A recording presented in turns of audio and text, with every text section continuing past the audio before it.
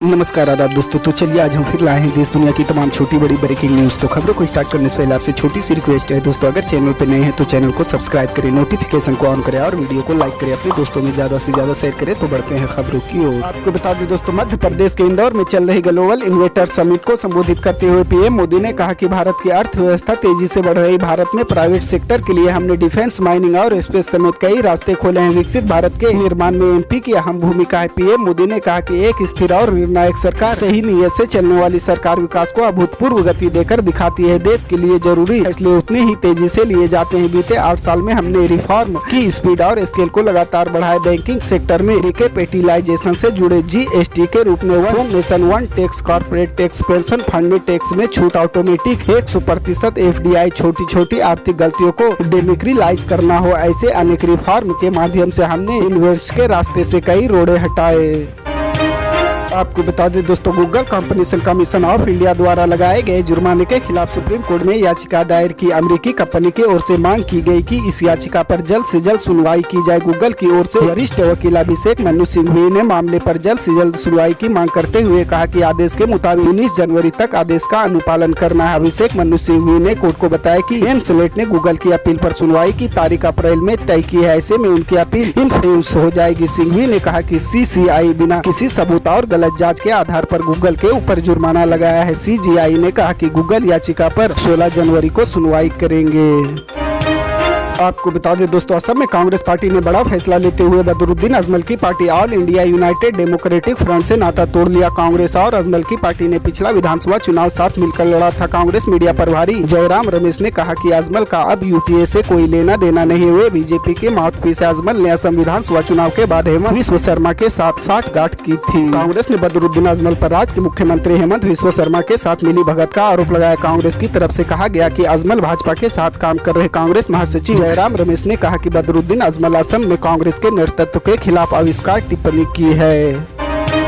आपको बता दें दोस्तों, छत्तीसगढ़ के बस्तर में मतांतरण के मामले पर भाजपा और कांग्रेस के बीच बयानबाजी का दौर तेज हो गया। वहीं छत्तीसगढ़ सरकार में मंत्री कवासा लखमा ने मतांतरण के मुद्दे पर भाजपा पर निशाना साधा। कोड़ा गांव के ग्राम घुटपदर में एक कार्यक्रम को संबोधित करते हुए मंत्री कवासा लखमा ने कहा कि 4 साल में एक भी आदिवासी ईसाई नहीं बना है। 15 साल के भाजपा सरकार के समय में बस्तर में सबसे ज्यादा आदिवासी ईसाई धर्म में शामिल हुए। भाजपा नाथूराम गोडसे की पार्टी है और भाजपा के केदार कश्यप आरएसएस आदिवासियों को लड़ाने का काम करवा रहे। नागपुर की घटना जहां पर भाजपा ने भाई भाई को लड़वाया और पुलिस प्रशासन पर हमला करवाया। अब हमला करने वाले लोगों पर पुलिस कड़ी से कड़ी कार्रवाई करेगी। साथ ही लखमा ने कहा कि जबरन धर्म परिवर्तन करने वाले के ऊपर भी कड़ी कार्रवाई की जाएगी। आदिवासी समाज के लोगों से भी कहा गया कि ईसाई में शामिल न होकर देव गुड़ी और माता गुड़ी में जाकर पूजा करें, जिसके कारण ही आदिवासी समाज की संस्कृति वेशभूषा बना रहेगा। आपको बता दें दोस्तों, हज में वीआईपी कल्चर को लेकर केंद्र सरकार की तरफ से बड़ा फैसला लिया गया है। केंद्र सरकार ने अब हज यात्रा में वीआईपी कल्चर को पूरी तरह खत्म कर दिया। हज यात्रा के लिए वीआईपी कोटे की आरक्षित सीटों को खत्म कर दिया गया है। भारत के प्रधानमंत्री, राष्ट्रपति, उपराष्ट्रपति, अल्पसंख्यक मंत्री के साथ साथ हज कमेटी को आवंटित लगभग सभी वीआईपी कोटे को सीटों को खत्म कर दिया गया है, जिसके बाद सभी आम यात्रियों की तरह हज यात्रा में शामिल होंगे। किसी के लिए कोई खास व्यवस्था या रिजर्वेशन नहीं रहेगा। पिछले 2 सालों में कोरोना के चलते हज यात्रा में जाने वाले यात्रियों में काफी कमी आई थी। कोरोना के चलते यात्रा को लेकर कई तरह के प्रतिबंध लगाए गए थे। कोरोना को देखते हुए सऊदी अरब ने भी पूरी दुनिया के देशों के लिए यात्रियों का कोटा कम कर दिया था। हालांकि इस साल यानी 2023 में बिना किसी प्रतिबंध के यात्रा की जा सकती है, जिससे हज यात्रियों की संख्या में बड़ा इजाफा हो सकता है। इस साल यात्रा में 70 साल से अधिक के आजमीन भी हज पर जा सकेंगे।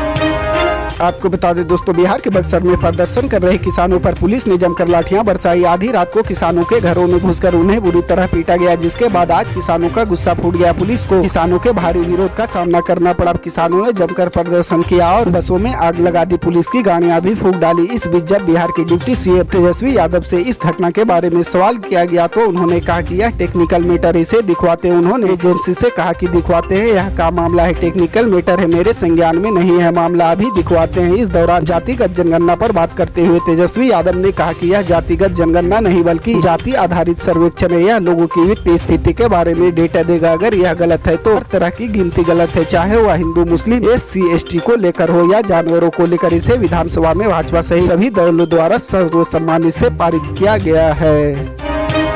आपको बता दें दोस्तों, यूपी बिहार समेत उत्तर भारत के राज्यों में कड़ाके की ठंड पड़ रही। दिल्ली यूपी समेत ज्यादातर मैदानी राज्यों में तापमान बेहद नीचे चला गया। पहाड़ों पर बर्फबारी की वजह से बर्फीली हवाएं मैदानी इलाकों की ओर आ रही, जिसने जनजीवन को अस्त व्यस्त कर दिया है। मौसम विभाग ने यूपी बिहार समेत कई राज्यों के लिए अगले 24 घंटों को लेकर चेतावनी जारी की है। वहीं आज से 3 दिनों तक पहाड़ी राज्यों में समेत कई जगह बारिश भी अलर्ट है। इस हिसाब से ठंड से अभी जल्द राहत आसान नहीं है।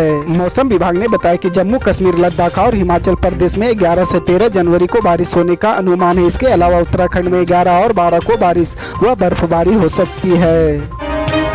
आपको बता दें दोस्तों, पंजाब में पीसीएस अधिकारी साथी की कथित अवैध गिरफ्तारी के विरोध में सामूहिक अवकाश पर गए सभी अफसरों को मान सरकार ने अल्टीमेट जारी किया है और सस्पेंड करने की धमकी दी है। अफसरों के सामूहिक अवकाश पर सख्ती दिखाते हुए पंजाब के मुख्यमंत्री भगवंत मान ने बुधवार दोपहर 2 बजे तक अपने काम पर वापस नहीं लौटने पर हड़ताल पर गए सभी अधिकारियों को निलंबित करने का आदेश दिया। बता दें कि पंजाब लोक सेवा के अधिकारी लुधियाना में राज्य सतर्कता ब्यूरो द्वारा उनके एक साथी की गिरफ्तारी के विरोध में 5 दिन के लिए सामूहिक आकस्मिक अवकाश पर चले गए हैं।